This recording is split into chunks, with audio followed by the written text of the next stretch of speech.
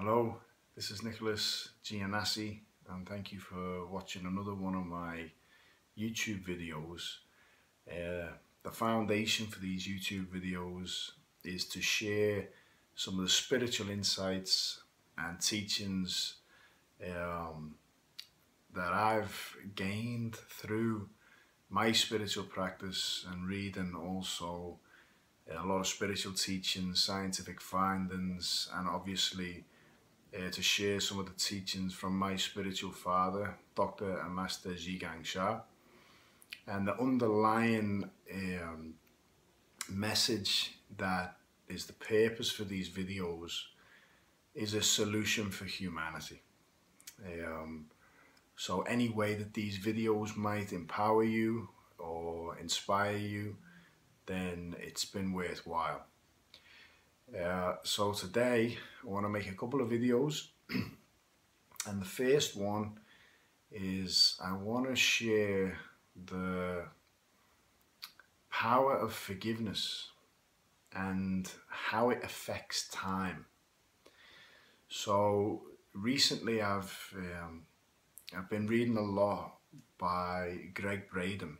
Now, you've heard me talk about Greg before. Greg's an incredible scientist who's very unique in a sense that he's been bridging science and spirituality for many years, and he's an expert on many ancient spiritual texts. And one of the things I heard him talk about recently was time. And it was fascinating. I got a big insight from what he was saying about time. He said, we see time in a linear fashion. Okay, so we see our present moment, and we see future, and we see past.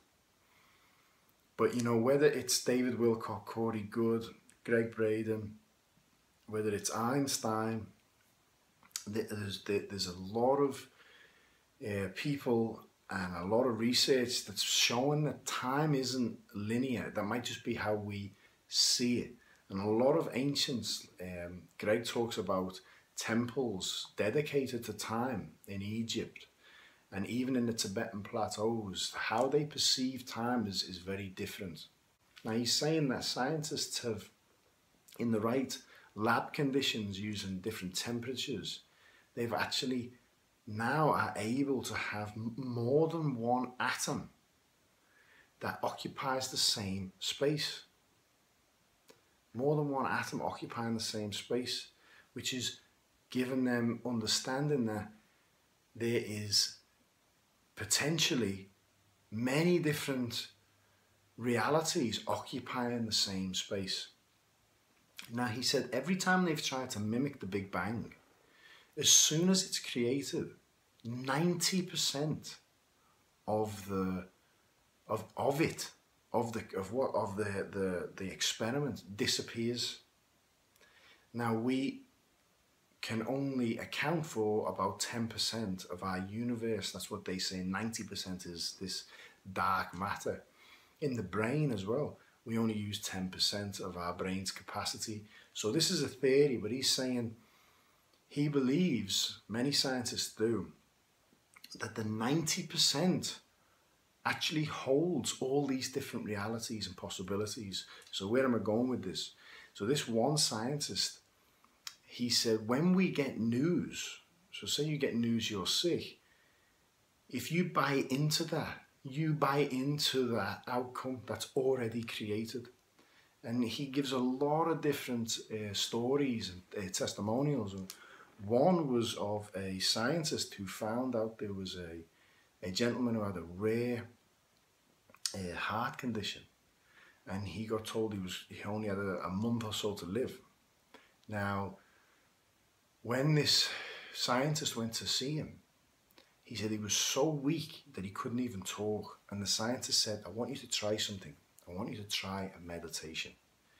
And he guided him through a meditation, and in that meditation he made the gentleman visualize that the doctor had come to him and said, against all the odds, you are healed. We don't know why, but you are healed. You are absolutely healed of your condition, and you will start to get well.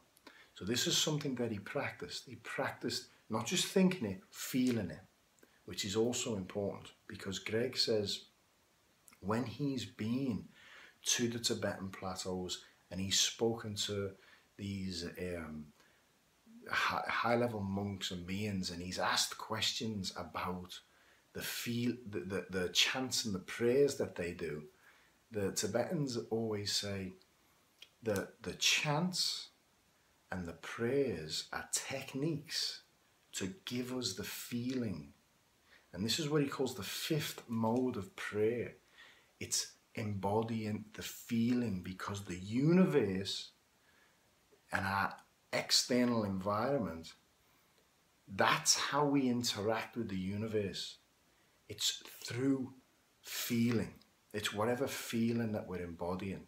So this gentleman, this case study, he did this practice, and he believed and felt with every part of his being that he was healed. Literally 2 weeks later, he was back to full health, right? And there's numerous stories like this. Now in the book, it's actually called the Isaiah effect. He talks about the prophet Isaiah, and he said years ago, in the Dead Sea Scrolls, there is a group of people called the Essenes. Now these are new to me. You might know who the Essenes are.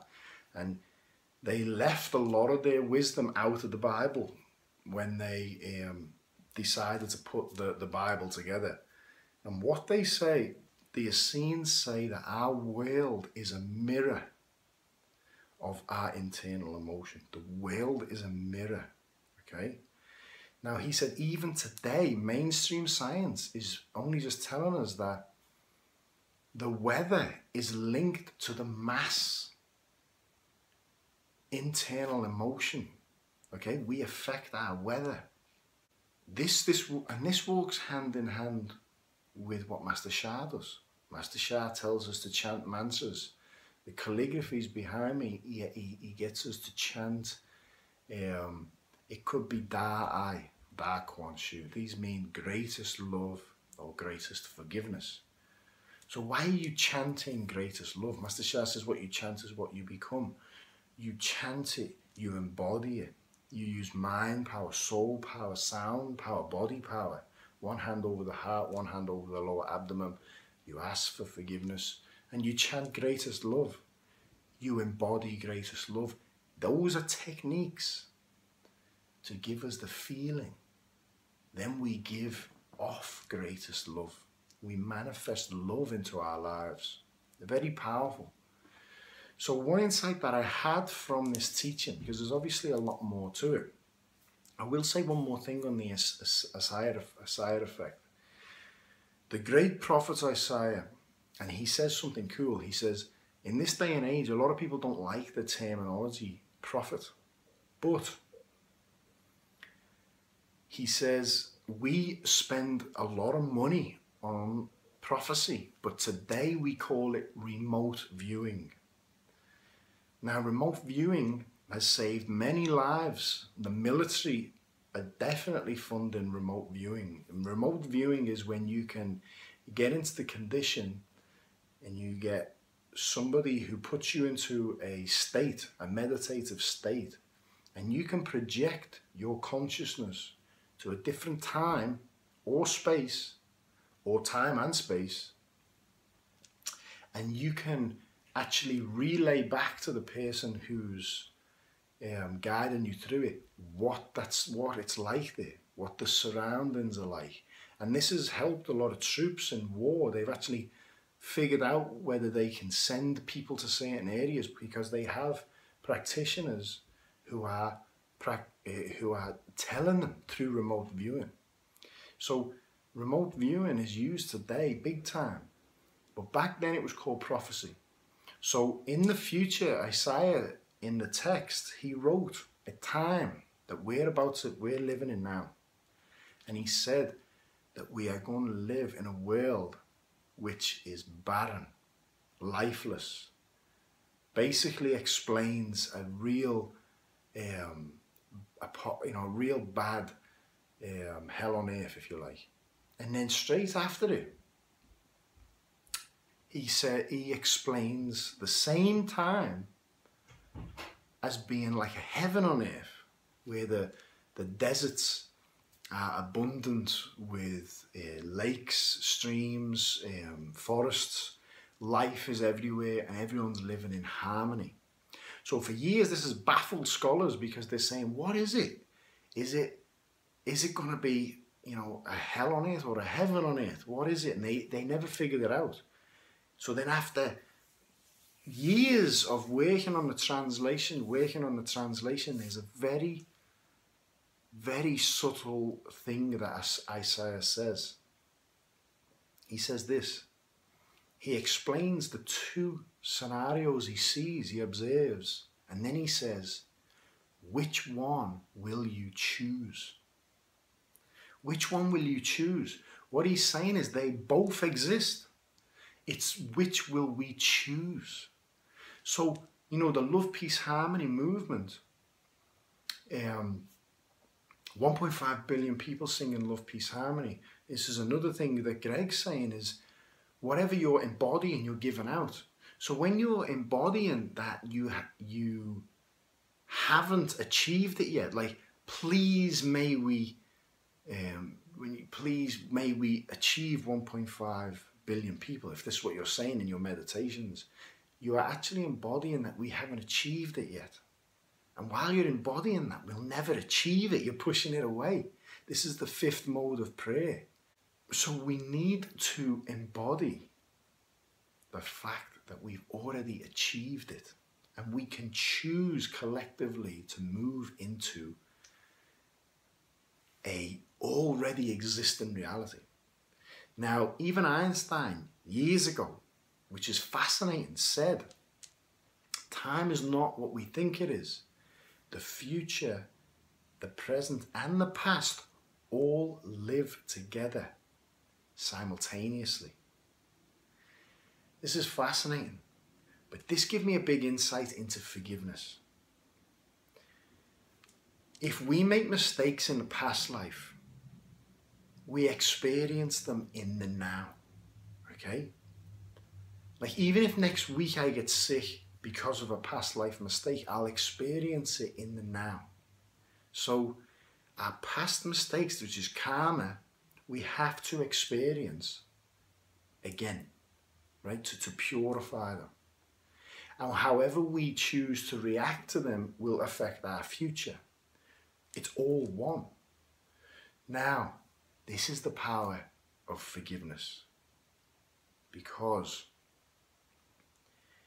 if something happens to you, you get sick, you get anything, any situation that happens in life, there's a spiritual reason for that. I truly believe in karma.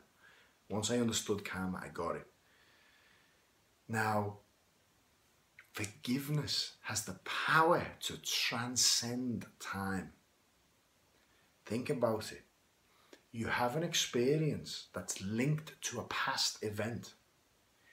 If you sincerely ask for forgiveness, you are forgiven for your past mistake. Therefore, your present is transformed and your future is altered, it's changed. This is the power of forgiveness. I've made many mistakes in this life, so I can't imagine the things I've done in a past life. But I honestly believe that in life, we experience hating others and making mistakes, and having others hate us and experiencing pain. I honestly believe that there's a reason for it. I believe we hate others and make mistakes to give us the opportunity to experience being forgiven. And I believe others make mistakes towards us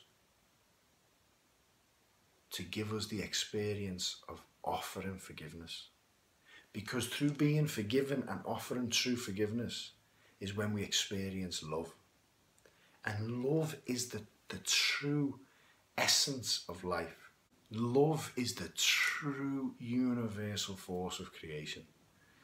And that's where forgiveness comes in. Master Shah says in Tao Song, Tao Dance Book, he says, never go into guilt when you've over your past mistakes. It's very important that you accept that you've made mistakes, go into the heart and go into sincere forgiveness and move on. Don't dwell in guilt, because why? What are you doing? Whatever you're feeling is what you're giving off to the entire universe.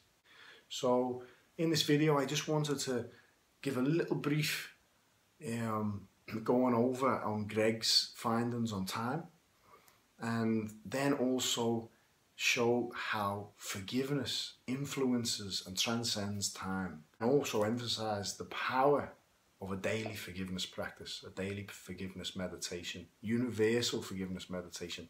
I've actually put one of them on my YouTube channel, so maybe check it out. Okay, so I appreciate you watching, and I'll see you next time. Thank you.